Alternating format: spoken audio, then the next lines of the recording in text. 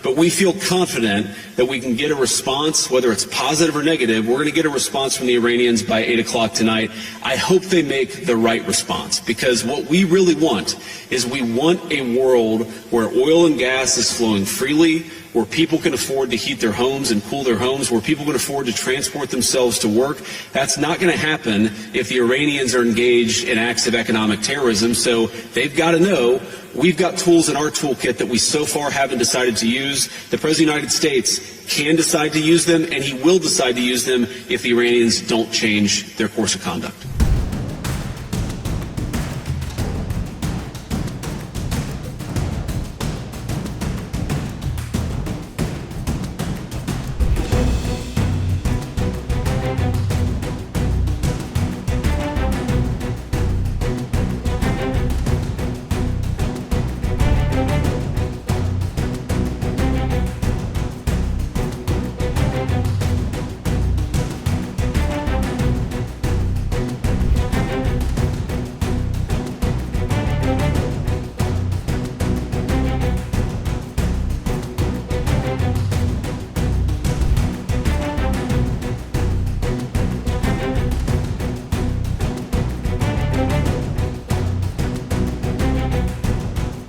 Well, so you asked if there's new information, and I don't, unless I have a text message from Steve.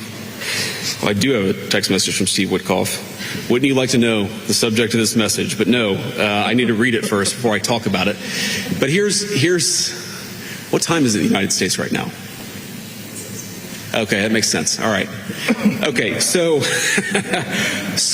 Natalie, on this question of the deal, I really think there are two pathways. The president's been very clear about this. There are two pathways that this thing is ultimately going to end. First of all, the United States has largely accomplished its military objectives. There are still some things that we'd like to do, for example, on Iranian ability to manufacture weapons that we'd like to do a little bit more work on militarily. But fundamentally, the military objectives of the United States have been completed. So that means, as the president has said, very shortly this war is going to conclude. And I think the nature of the conclusion is ultimately up to the Iranians. I think there really are two pathways, and I'm oversimplifying this a little bit, but I think pathway one is where the Iranians decide they're going to be a normal country. They're not going to fund terrorism anymore. They're going to be part of the world system of commerce and exchange, and that's going to mean much better things for them economically. It's going to mean better things for the peace and safety of the world. It's going to mean a lot of good things for a lot of people all over the planet. That's option A.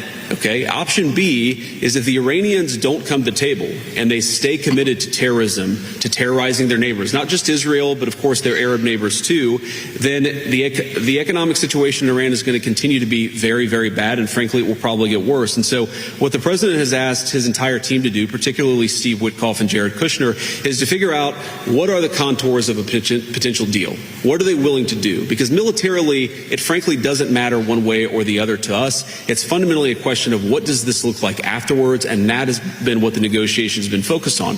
And the president's also been very clear that while the Iranians are trying to exact as much economic cost through the Straits of Hormuz, the United States has the ability to extract much greater economic costs on Iran than Iran has on an ability to extract costs on us or on our friends in the world. So I hope that they're smart. The president has set a deadline for about 12 hours from now in the United States. We're going to find out, but there's going to be a lot of negotiation between now and then, and I'm hopeful that it gets to a good resolution.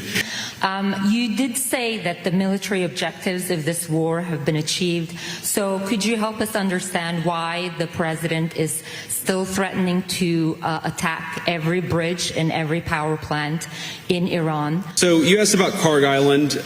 My understanding, having talked to Pete and General Kane about this, is that we were going to strike some military targets on Karg Island. I believe we have done so. The president's deadline has been followed by us and everybody else, and he said very clearly, we're not going to strike energy and infrastructure targets until the Iranians either make a proposal that we can get behind or don't make a proposal, but he's given them until Tuesday at 8 o'clock. So I don't think the news in Karg Island represents a change in strategy or represents any change from the President of the United States. He continues to say the deadline is 8 o'clock. And the deadline is for what?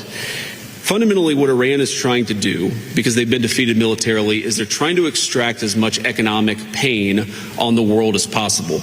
And the President of the United States is a man who recognizes leverage, that if the Iranians want to exact a certain amount of pain, the United States has the ability to exact much, much greater pain. The President doesn't want to do that. I don't want to do that. That's why we're negotiating so aggressively. But fundamentally, the ball is in the Iranians' court. Now, I think the President has talked about this. One thing I will say is that the Iranians were not the fastest negotiators before the war started, and they are certainly not the fastest negotiators now. So we recognize there's some delay sometimes in transmitting messages from one person to another, but we feel confident that we can get a response, whether it's positive or negative. We're going to get a response from the Iranians by 8 o'clock tonight. I hope they make the right response, because what we really want is we want a world where oil and gas is flowing freely, where people can afford to heat their homes and cool their homes, where people can afford to transport themselves to work.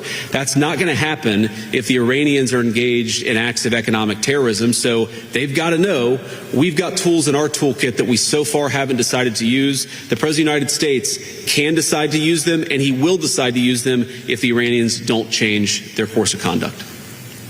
The ships that have been able to pass the Strait of Hormuz are just reaching Europe. Now that there is no oil coming from Russia or from Middle East, what do you think will happen with Europe, with Hungary? My attitude towards military conflict has always been to pray that we're on God's side.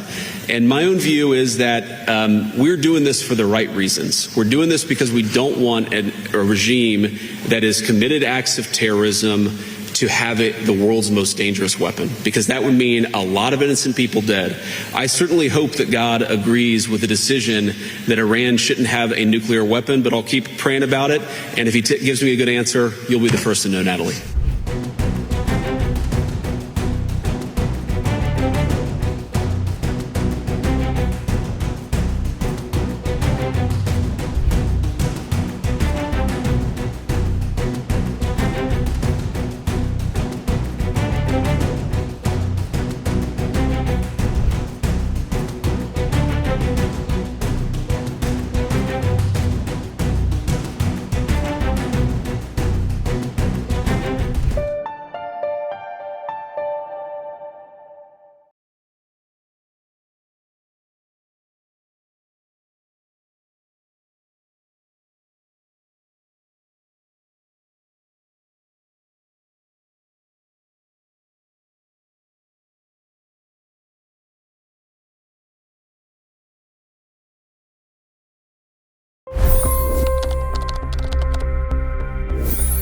$25 crore गरीब गरीबी को परास्त करके बाहर निकले। For the good of our nation, let's work together and let's truly make America great again.